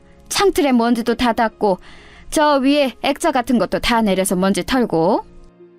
네, 근데 어머님 이제 앞으로는 사람 쓰셔야 할 것 같아요. 그 말에 분주하게 외출 준비를 하던 시어머니가 멈추고 저를 빤히 보더군요. 왜? 네가 있는데 사람을 써? 이제 저도 쉬었던 일을 시작하려고요. 네가 무슨 일... 너 그림 그린다고 했었나? 제가 식모처럼 일만 했더니 진짜 식모인 줄 아는 사람들처럼 굴더군요. 남편도 시어머니도 말이죠. 인제 와서 일을 다시 시작해? 왜? 둘째가 벌어다 주는 돈이 모자라니? 아니요, 제가 어디다 돈을 쓰는 타입도 아니고 그냥 저도 이제 제 일을 다시 시작하고 싶어서요. 그니까 왜? 하고 싶어서 했던 일이니까요. 다시 하고 싶어서요. 하고 싶은 거 다 하면서 사는 인생이 어딨어? 그럼 집안일은? 각자 일은 이제 각자 하셔야죠. 뭐? 시어머니가 기가 찬데 저를 바라봤지만 사실 정말 기가 차는 건 저였어요. 일단 나중에 다시 이야기하자. 나 지금 늦었으니까. 네. 뭘 다시 이야기해야 할지 몰랐지만 말입니다. 그냥 제가 원래 대신해주던 자기 일을 스스로 하라는 건데 어머님이 외출하시고 마지막이라고 생각하면서 집 청소를 했어요. 그리고 늦게까지 돌아오시지 않아 그냥 집으로 왔습니다. 저는 남편에게도 시어머니에게도 이야기를 다 했으니까 이제 끝났다고 생각하고 예전에 함께 일을 했던 분들께 연락을 해 제가 다시 일을 시작하고 싶다고 말했어요. 그리고 너무 운이 좋게도 다시 일을 시작할 수 있게 되었습니다. 그래서 그 다음에 어머님이 또 불렀을 때 당황할 수밖에 없었어요. 저 지금 일하고 있어서 못 가요. 이 일을 벌써 시작했다고? 그때 아직 이야기 덜 끝났잖니. 제 일이 아닌 일을 제가 여태 하고 있다가 이제 진짜 제 일이 생겨서 그만한다고 하는 게 이렇게 어려운 일인지 예전에는 미처 몰랐습니다. 시작부터 잘못된 거였더라고요. 처음부터 그러지 말았어야 했는데 말이죠. 그날 저는 어머님이 부르셔도 가지 않았고 어머님은 전화로 굉장히 화를 내셨어요. 소리를 고래고래 질러가면서 말이죠. 네가 있는데 사람을 왜 써? 그 돈은 뭐 어디 땅 파서 나오니? 아무것도 없는 얘. 그래도 집안일은 잘하는 것 같아서 마음에 안 들어도 참고 며느리 취급해줬더니 네가 지금 주제도 모르고. 정말 이제 하는 말마다 저에 대한 무시가 깔려 있었어요. 너 같은 애, 너처럼 가진 거 없는 애, 며느리 취급 이런 건 말이에요. 저는 이 집안에 시집와서 단 한 번도 어머님이나 형님이 저를 가족으로 생각한다고 느낀 적이 없었습니다. 그저 식모였죠. 저도 군말 없이 하긴 했으니 제가 원인 제공을 한 것도 일정 부분 있긴 하네요. 어머니랑 무슨 일 있었어? 왜? 전화해서 당신이 얘기를 하시길래. 뭐라고 하셨는데? 아니 뭐 그냥. 얼버무리는 남편을 캐물었더니 버릇이 없다는 둥, 주제를 모른다는 둥, 저런 애 며느리로 계속 못 데리고 있는다는 둥, 애 없는 게 복이라는 둥, 정말 할 소리 못할 소리 다 하셨더라고요. 그 일 꼭 해야 해? 그림 그리는 걸 그만두라는 소리야? 많이 버는 것도 아니고 그냥 내가 벌어다 준 돈으로 편하게 살림만 사는 게. 편하게? 당신 눈에는 그동안 내가 편하게 살림만 사는 것처럼 보였나 봐? 아니, 그 말이 아니고. 그동안은 내가 현실을 잊고 싶어서 몸이라도 혹사시키려고 시키는 모든 일 군말 없이 한 거고 언제까지 내가 이러고 살아? 내가 당신 부인으로 이 집에 들어왔지 식모로 들어왔어? 식모라니 그 말이 아니잖아. 계속 살던 대로 살라는 게 그 말이 아니고 뭐야? 여태 잘 지냈잖아. 당신만 참으면 다 평화로운데. 그렇게 말하고는 앗하는 표정을 짓더군요. 나만 참으면 온 집안이 조용하니까 나만 참아라. 남편은 자기도 모르게 자신의 속마음을 이야기한 겁니다. 그 순간 약간 머리에 찬물을 맞은 듯한 느낌이 들었어요. 아, 이제 저 사람에게도 나는 가족이 아니구나 하는 생각이 동시에 들었습니다. 그날 남편에게 더 이상 그 어떤 말도 하지 않았어요. 저를 그렇게 생각한다는데 제가 거기서 무슨 말을 더 할 수 있었겠습니까? 서러웠지만 눈물도 나오지 않았습니다. 부모님이 없으면 가진 게 많지 않다고 생각되면 이렇게 무시를 받아도 되는 건지 정말 한스럽더라고요. 아버지가 사람은 가진 게 많고 많이 배워야 한다고 매번 말씀하시던 게 생각났습니다. 그리고 시간이 이만큼 지나서야 아버지의 말을 이해할 수 있게 되었어요. 이런 무시를 받을까봐 자신의 방식으로 저에게 그렇게 하셨다는 생각이 들더라고요. 그날 이후로 남편과 제 사이에는 냉랭한 기운이 돌았어요. 꼭 필요한 말만 하고 꼭 해야 할 것들만 하면서 말이죠. 남편도 제 눈치를 보느라 제가 쌀쌀맞게 굴어도 조용히 상황만 살피는 듯 했고요. 그러던 와중에 집안 행사가 다가왔습니다. 명절을 지내지 않는 대신에 1년에 한두 번 온 가족이 모여 식사를 하는 자리였어요. 그날은 저도 일찍 갔습니다. 제가 무턱대고 모든 집안의 일을 하지 않겠다는 건 아니었어요. 저도 제가 해야 할 일은 할 생각이었습니다. 음식을 할 생각으로 갔는데 시댁에는 의외의 상황이 펼쳐져 있었어요. 형님이 어디선가 불러온 출장 요리사들이 요리를 하고 있더군요. 그 화려하고 현란한 모습에 잠시 입을 떡 벌리고 바라봤습니다. 고작 집안 식구들끼리 모여서 밥 한 끼 먹는 건데 과하다고 생각하면서 말이죠. 제가 그렇게 어리 빠진 얼굴로 그 모습을 지켜보고 있자 시어머니가 그런 저를 발견하고 다가와서는 말을 하더군요. 네가 더 이상 못하겠다고 했다고 하니 네 형님이 이렇게 불렀다. 너는 무슨 복 있니? 이런 손이 사람이 어딨어? 아, 그러셨어요. 감사하네요.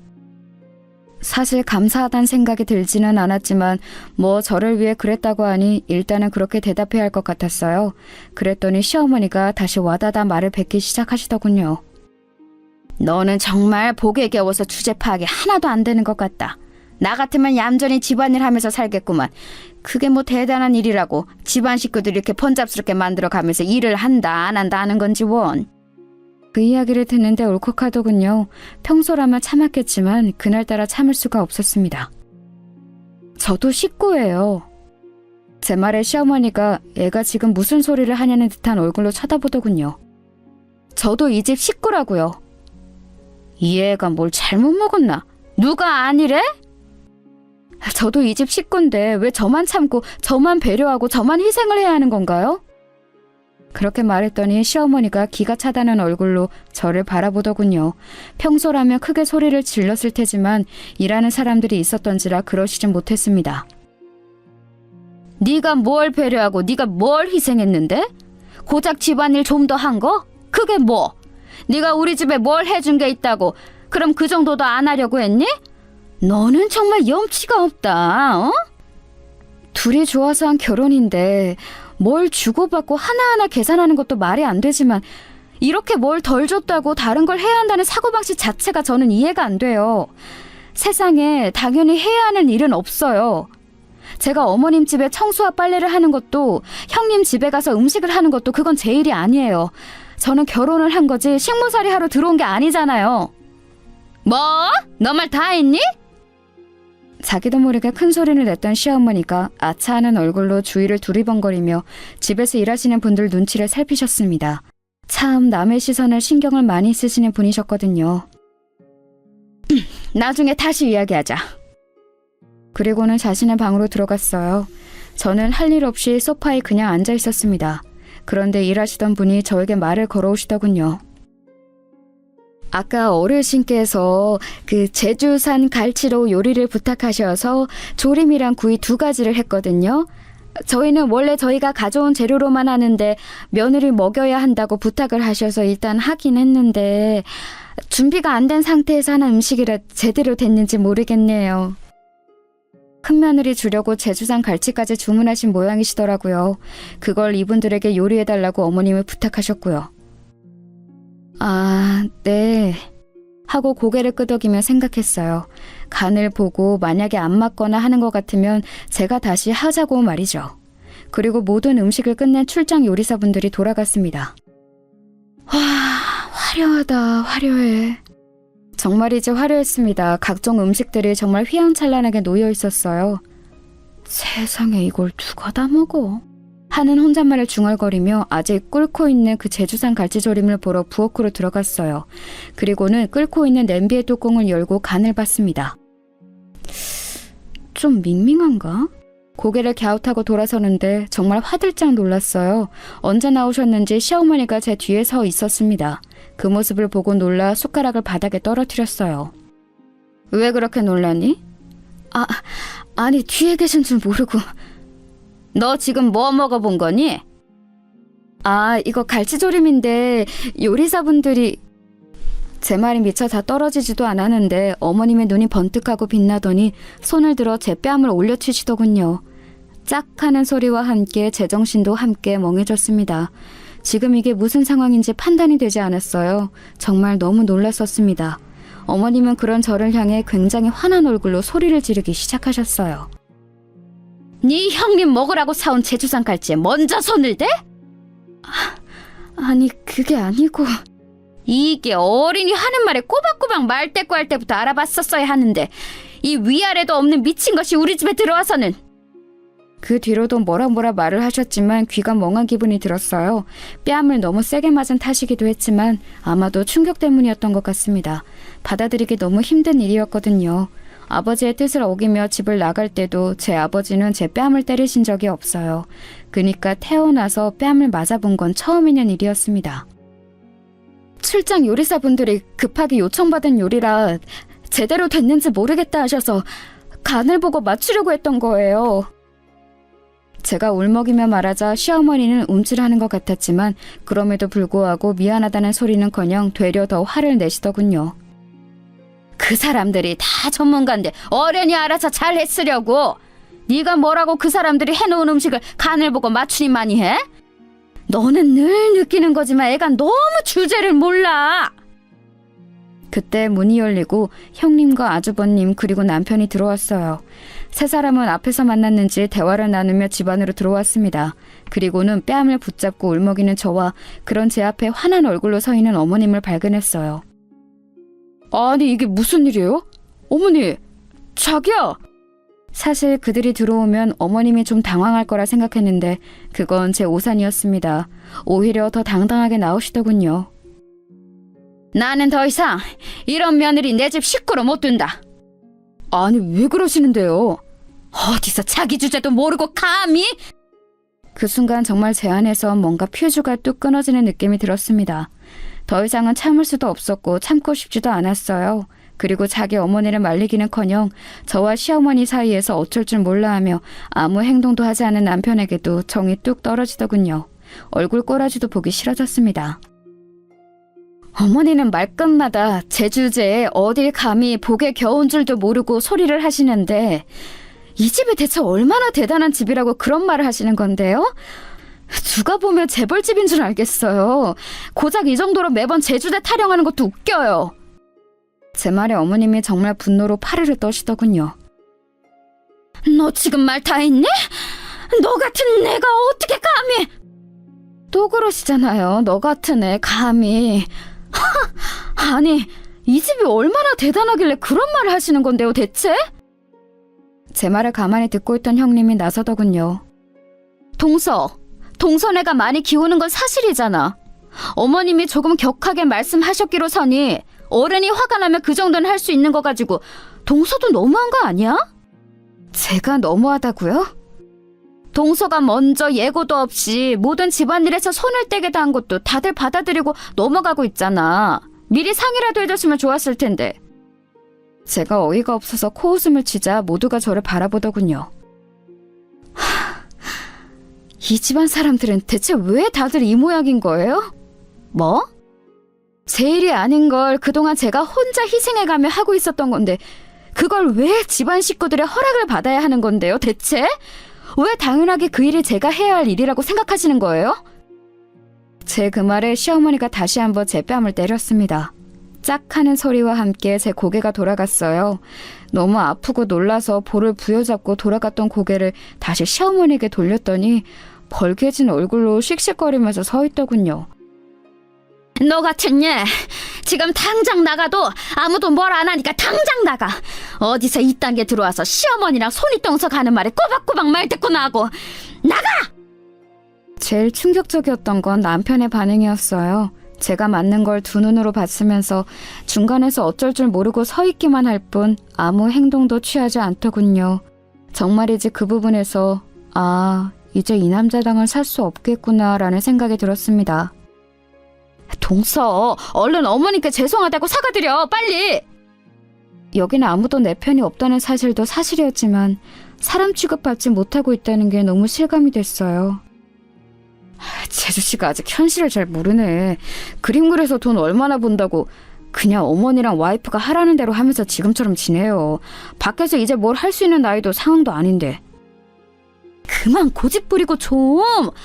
왜 이렇게 사람이 멍청하고 고집이 세? 다들 시어머니 옆에 붙어서 저를 나무라더군요. 누가 봐도 제가 잘못한 게 아닌데 말이죠. 남편은 무슨 이야기를 하려나 싶어 눈길을 남편에게 돌렸습니다.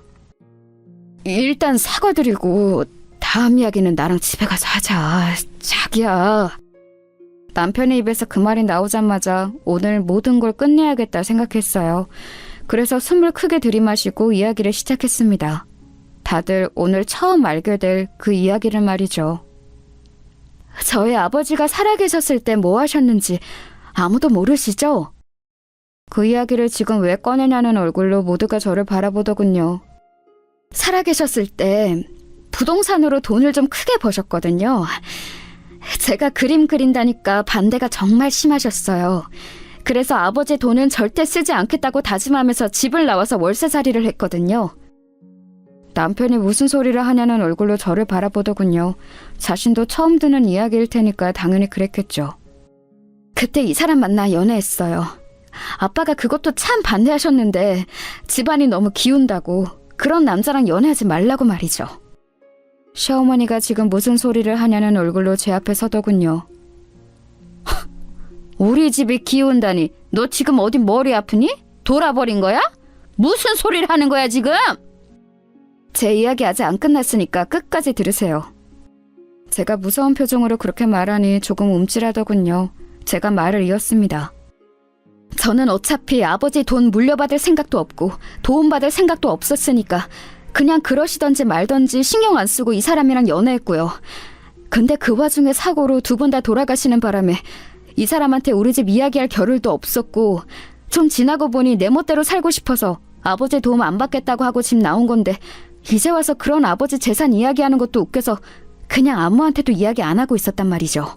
당신 아버지한테 물려받을 재산이 있다는 말이야? 시어머니가 그 말에 코웃음을 치더군요. 얼마나 대단히 많이 물려받았길래 이 정도로 당당하니? 우리 집안이 부족한 게 뭐가 있다고? 네가 재산 좀 있다고 이제 와서 그래. 미안하다 할 것 같니? 이번에는 제가 코웃음을 쳤습니다. 미안하다고 사과하셔도 어차피 이제 그 사과 받을 생각도 없고요. 저는 오늘부로 이 사람이랑 이혼할 건데 여기 계신 분들한테 오늘 제 결정을 말해야 하니까 그러려면 이 이야기를 해야 해서 하는 거예요. 제 그 말에 모두가 무슨 이야기를 하냐 하는 얼굴로 저를 바라봤습니다. 아주버님 병원 제가 지금 2년째 월세 안 올려드리고 있거든요. 그거 다음 달부터는 원래 시세대로 올릴 테니까 그런 줄 아세요. 제 그 말에 모두가 눈을 동그랗게 뜨고 저를 바라봤습니다. 대체 무슨 말을 들은 건지 모르겠는 듯한 얼굴들이었어요. 그 건물주가 저희 아버지셨거든요. 지금은 저고요. 아직도 상황 파악이 안 되는 것 같았습니다. 제가 사실 이번 일만 잘 넘어가면 그냥 월세 안 내도 된다고 이야기하면서 다 말씀드리려고 했는데 이렇게 됐네요. 이제는 남들 거니까 재산 정리는 확실하게 해야겠죠. 모두가 입을 떡 벌리고 있는 와중에 시어머니는 도저히 그 말이 믿기지 않는 듯 보였어요. 쟤 정말 미친 거 아니니? 어디서 헛소리를... 헛소리인지 아닌지는 나중에 보시면 알겠죠. 그리고 당신은 내가 이혼서를 준비하면 거기에 도장 찍을 준비나 해. 그러고 그 집을 나왔습니다. 맞은 뺨이 정말 얼얼했어요. 집으로 들어와서 정말 필요한 것들만 바로 가지고 집을 나왔습니다. 사실 남편이 바로 따라 나올 줄 알았는데 그것마저 제 착각이었더군요. 아마 진짠지 아닌지에 대한 이야기를 거기서 나누고 있었겠죠. 집을 나와 호텔로 갔어요. 남들은 이럴 때 집 나오면 친정에 가서 부모님께 한탄도 하고 편도 들어달라고 하고 그런다던데 저는 그럴 부모님이 계시지 않다는 게 다시 한번 실감이 나더군요. 눈물이 났습니다. 그리고 그동안 제가 얼마나 호구 등신처럼 살아왔는지 생각하면 할수록 알겠더군요. 그들 중엔 저를 가족으로 생각하는 사람은 아무도 없었다는 사실도 다시 한번 깨닫게 되었습니다. 심지어 제 남편까지 말입니다. 얼마나 지났을까 남편에게서 전화가 왔어요. 자기야 들어와. 내가 잘못했어. 내가 네가 잘못했다고 하면 아 그래 다 용서해줄게 하고 집에 곱게 들어가려고 그날내려 피우고 나왔는 줄 아니? 어머님이랑도 잘 이야기했어. 다시는 당신 일 안 시키고 무시도 하지 않으신대. 왜? 내가 돈이 많아서? 그 말이 아니잖아. 그게 어떻게 그 말이 아니야? 바로 직전까지만 해도 나를 그렇게 무시하던 양반이 하루아침에 안 그러겠다고 하는데? 그게 내가 가진 돈 때문이 아니면 뭔데? 그랬더니 남편은 한동안 대답이 없더군요. 그런 말로는 도저히 저를 설득시킬 수 없다는 걸 알았는지 이번에는 다른 방법을 쓰기 시작했습니다. 설사 그렇다고 한들 그건 어머님이고 나랑 당신은 별 문제 없었잖아. 별 문제가 없어? 그건 당신 생각이고 우리가 별 문제가 없긴 뭐가 없어? 어머님 때문 아니면 우리는 잘 지냈잖아. 당신은 방관자야. 뭐? 내가 힘들어하는 거 정말 몰랐어? 몰랐다고 할 수 있어? 몰랐어도 문제지. 같이 사는 부인이 그렇게 힘들어하는데 관심조차 없었다는 말이니까.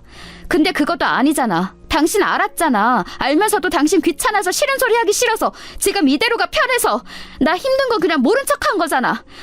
아니라고 할 수 있어? 아니, 그게 아니고 나는...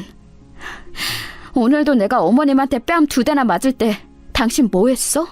말리기는커녕 어머님 눈치나 봤지? 내가 오늘 거기서 당신한테 오만정이 다 떨어졌어. 뼛속까지 와닿더라. 당신한테도 나는 가족이 아니라는 사실이. 그건 어머님 앞이니까 어쩔 수 없는 거 좋아하네. 그냥 시끄러워지는 게 싫었겠지. 살던 대로 살면 되는데 이제 와서 왜 저러나 싶었겠지. 아니야? 제 말에 아무 대답이 없던 남편이 작게 말하더군요. 내가 다 미안하고 잘못했어.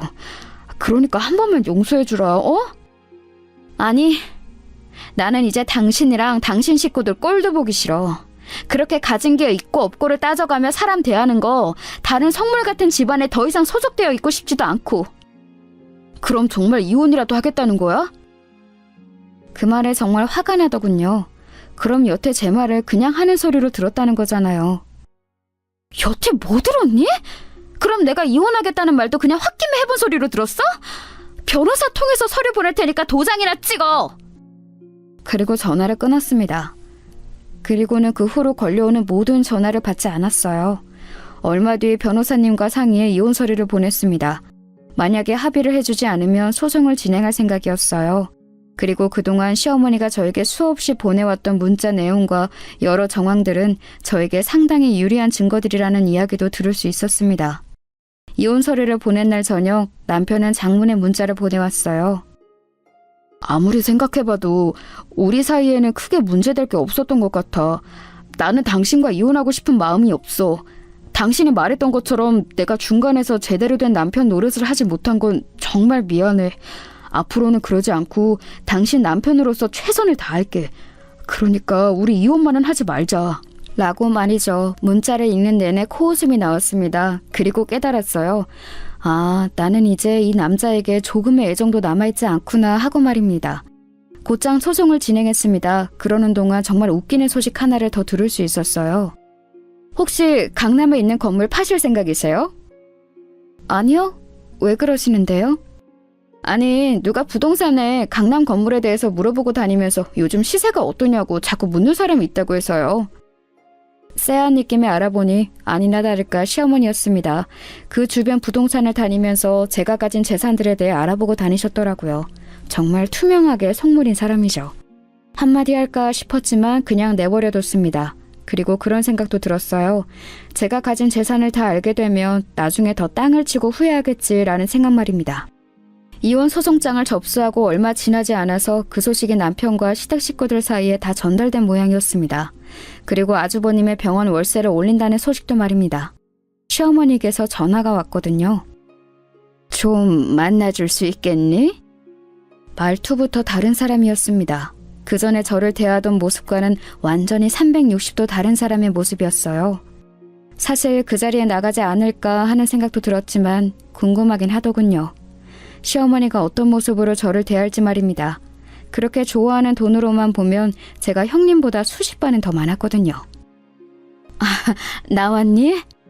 일찍 오셨네요. 약속 시간보다 10분이나 먼저 나가는데도 시어머니는 이미 와 있었습니다. 그리고 처음 보는 웃음을 지으며 저를 맞아주더군요. 정말 저에게 그런 웃음을 짓는 건 생전 처음 보는 일이었습니다. 좀 서둘러 나왔다. 일단 앉으렴. 속이 빤히 보이는 그 행동에 속으로 웃으며 자리에 앉았습니다. 네가 그러고 나가고 나서 내가 곰곰이 생각을 해봤다. 내가 정말 많이 잘못하면서 살았더구나. 네 말처럼 네가 하는 것들을 너무 당연하게 생각했어. 세상엔 당연한 건 없는데 말이야. 이제라도 아셔서 다행이네요. 그래, 네 말처럼 그 일은 네 일이 아닌데 그동안 우리가 너한테 너무 많은 걸 요구하면서 편하게 지내왔다는 생각이 들더구나. 그래서 나도 나고 큰애도 그렇고 정말 많이 반성하고 있다. 정말 하나도 믿기지 않는 말들 뿐이었지만 어차피 이제는 저랑 상관없는 사람들이라는 생각에 가만히 듣고만 있었습니다. 그랬더니 시어머니는 제 그 반응이 긍정적인 신호라고 받아들이신 것 같더라고요. 대뜸 제 손을 잡으셨습니다. 처음 있는 일이라 소름이 돋을 뻔했어요. 그 화난 마음 충분히 이해한다. 우리가 너 마음 풀릴 때까지 정말 최선을 다해서 사과하고 반성할 테니까 용서하거라. 제 손을 잡고 있는 시어머니의 손을 빤히 바라보다가 힘을 줘 빼냈어요. 제 그 반응에 놀란 듯 움찔하는 시어머니가 느껴졌습니다. 네, 반성하셨다니 너무 다행이고 앞으로는 그러지 말고 잘하세요. 그래, 네가 용서해준다니 너무 저 말고 새로 들이실 며느리한테요. 제가 용서한 줄 알고 반색하던 시어머니가 뒤에 이어지는 말에 멍한 얼굴이 되더군요. 그 얼굴을 보고 비웃음이 나왔습니다. 제가 무슨 진짜 등신도 아니고 재산 있다는 사실 하나에 이렇게 태도가 바뀌는 사람을 어떻게 믿어요. 그리고 설사 정말로 반성을 하시고 잘못했다 생각한다 하더라도 저는 그 집안에 오만정이 다 떨어져 다시 들어가고 싶지도 않아요. 그냥 살 거였으면 그렇게 나오지도 않았어요. 제 말이 한마디 한마디 이어질 때마다 시어머니 안색이 좋지 않아지는 게 보이더군요. 성격이 워낙 지랄맞은 양반이라 억지로 참고 있는 게 보였습니다. 성질 같아서는 당장이라도 제 뺨을 올려치고 싶었을 거예요. 어머님, 부동산 여기저기 다니시면서 제 재산 알아보고 다니는 거 제가 모를 줄 아셨어요? 아니, 그건 어떻게? 제 말에 당황한 기색이 역력하더군요. 그 동네가 소문이 얼마나 빠른데 어머님이 그러고 다니시면 당연히 이야기가 나오죠. 그 건물주가 가진 부동산이 얼만지 그렇게 물어보고 다니셨다면서요? 아니, 그건 나도 궁금해서 그냥. 왜요? 제가 가진 재산이 엄청나 보이니까 이제 와서 아차 싶으세요? 아깝다 싶으세요? 큰며느리 재산은 재산도 아닌데, 그쵸? 제 그 말에 놀란 듯 저를 가만 보더니 다시 한번 애써 웃더군요. 그건 그냥 어쩌다 물어본 거고, 너한테 잘못했다고 하는 건 진심이다. 믿어다오. 어머님 같으면 믿으시겠어요? 어머님 말씀처럼 이미 가지신 것도 많고 제가 얼마를 가졌던 부족함이 없는 집이라 아쉬울 것도 없으시니까 그냥 새 며느리 보셔서 여태 하셨던 거대로 하시면서 사세요. 아니면 저보다 더 돈이 많은 부자 며느리 얻으시던가요. 물론 그건 불가능하겠지만. 그리고는 자리에서 일어나며 한마디 더 덧붙였습니다. 어머님이 매번 친절하게 문자로 언제 와서 언제 일하고 가라고 말해주신 덕에 제가 소송을 쉽게 할 수 있게 됐네요. 변호사님이 그게 이혼 사유가 되고도 남는다고 하시더라고요. 참고로 제 재산은 어머님이 여기저기 물어보고 다니신 것보다 몇 배는 더 많아요. 그러니까 매일 밤 후회하면서 반성하세요. 마지막으로 그렇게 말하고 돌아섰습니다. 그 뒤로도 남편의 끝없는 설득과 시어머니와 형님이 번갈아가며 미안하다고 연락해왔지만 대부분 무시하거나 흘려들었어요. 듣기로 시어머니는 남편에게 저를 반드시 데려오라고 그러셨다는 것 같았습니다. 물론 목적은 제가 아니라 제가 가진 돈이겠지만 말이에요. 월세를 다시 올리고 몇 달은 올린 월세가 들어왔어요. 하지만 운영이 제대로 되지 않는 탓에 아주버님의 병원은 금방 자리를 빼야 했습니다. 듣기로는 동네 작은 병원으로 사이즈를 엄청 줄였다고 하더군요. 능력에 비해 너무 큰 병원을 운영한 게 문제라면 문제였죠 뭐. 시어머니는 제가 가진 재산을 어디서 들었는지 듣고서는 길바닥 한가운데 주저앉아 땅을 쳤다고 하더군요. 그냥 하는 말이 아니고 정말로 땅을 치면서 내 돈 하셨대요. 진짜 웃기죠? 그게 어떻게 자기 돈이에요? 제 돈이지. 이혼 소송은 저희 승소로 끝났습니다. 넘쳐나는 게 돈이고 그 집에서 뭔가를 더 뜯어내기 위해 감정 소모를 하고 싶지도 않아서 다른 위자료나 재산 분할은 하나도 받지 않았어요. 혹여 나중에 어떤 말 하나라도 나오는 게 싫었기 때문입니다. 저는 보란듯 그 동네에서 가장 비싼 집을 얻어서 살고 있어요. 마음이 바뀌어서 이 재산을 제가 사치하고 놀고 먹는데 다 쓸 생각은 없지만 말입니다. 시간이 좀 지나면 좋은 곳에 쓰일 수 있게 기부를 할 생각은 늘 가지고 있어요. 얼마 전에 꿈에 아버지가 나왔습니다. 제가 달려가서 안아드리고 울었어요. 너무 죄송하다고 말이죠. 가만히 제 머리를 쓰다듬어 주시는 아버지의 품에 안겨있던 꿈을 꾸고 깨니까 어딘가 용서를 받은 것 같은 기분이 들었습니다. 시어머니는 아직도 가끔 다시 합칠 생각이 없냐는 문자를 보내옵니다. 도저히 제가 가진 돈이 포기가 안 되는 모양이에요. 소용없는데 말이죠. 저는 제가 하고 싶었던 일을 하며 혼자 씩씩하게 살아가 보려고요. 그러다 좋은 사람을 만나게 되면 다시 이번에는 제대로 된 가족을 만들 수 있는 날이 올 수도 있겠죠. 제 긴 이야기 들어주셔서 감사합니다. 여러분은 저 같은 실수하지 마시길 바래요. 뭐든 있을 때 잘해야 한다는 건 말입니다. 그게 부모님이건 또 며느리건 말이에요.